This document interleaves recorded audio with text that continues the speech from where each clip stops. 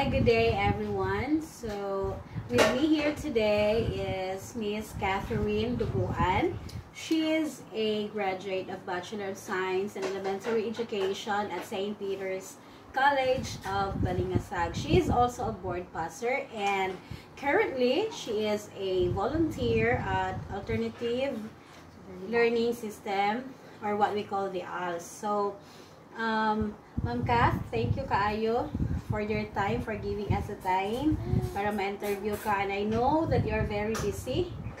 Okay, I know digid sa'yo ng imuhang work today. So, allow me ma'am to give you some few questions regarding sa imong journey karon as a volunteer ma'am no sa ALS. So, my first question ma'am is, what are the problems that you have encountered as an ALS teacher? As an implementer, daghan gid imong makita na problem, especially sa mga learners. Number one ana is naa kay learners nga di gid kabalo mo basa. Ni biski pag kuan sa letter dili nila mainhan unsa na nga letter. Napay kanang makabasa tuod pero dili nila masabtan nga dibasa. So mo gid na ang pinaka problem na amo ang i-face karon, among kuan karon tagbo karon sa among mga learners. Okay, ma'am. So my second question ma'am is, as an ALS teacher, what is your biggest role kumbaga? Siguro ang mapasabot na mo amo silang matagaan gyud kung attentive and then amo silang mapasa namo ang among kahibalo sa ila. Bali ka nang dili bitaw masayang ang ilahang pag-enjoy.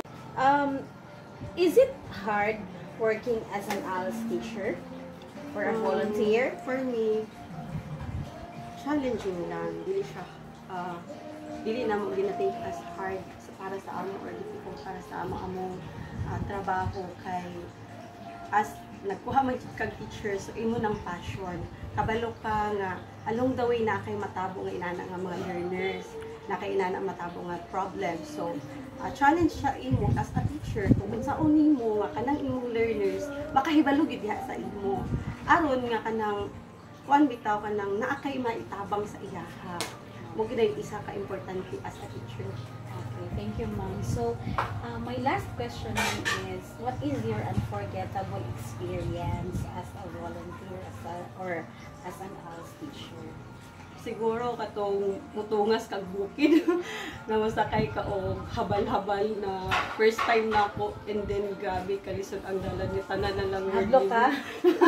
Murag feeling nimo isa ka kimbot ani ibong ulo mabagok sa dagko ka bato, so inana no, Pero wala sad na eh. halo ay sa Ginoo sad. So kanang mura kag mahadlok the same time happy ka paglantaw nimo na nakaabot ka tong lugar, ma-share nimo imong knowledge, makatabang ka atong mga learners ninyo kay diha baya sa imuhang pag-adto sa ilaha dako nang tabang sa ila kay dili lang bata imong tudloan kami nga ALS volunteer apil ang mga tigulang. So kanang malipay sila nga kanang teacher salamat kaayo nga naamo maka-eskwela ni nga libre kay kanang kami may moadto dito sa ilaha, di na sila moadto sa school. So kasalamat sila kay kung wala daw ni, dili daw sila makahigayon nga makaskwela, makakaton kay ang uban gid sa ilang sa mama na di pa gid ka mapasa.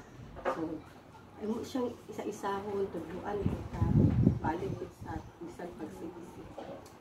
Gid sa yun. So ma'am, lastly, unsa imuhang lastly ma'am Kath, unsa imuhang pwede mahatag na message to all those education students, labi na ang mga fourth year no nga sa long journey ma-encounter po din nila bukod imuhang journey karon. Go lang, laban lang.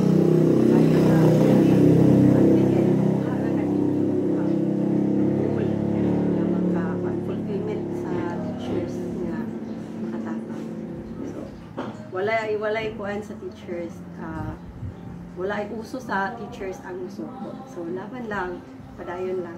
Thank you kaayo Ma'am Kath for that message and for sharing us your the insights and experiences ni mo Ma'am no as an HALS volunteer or a teacher.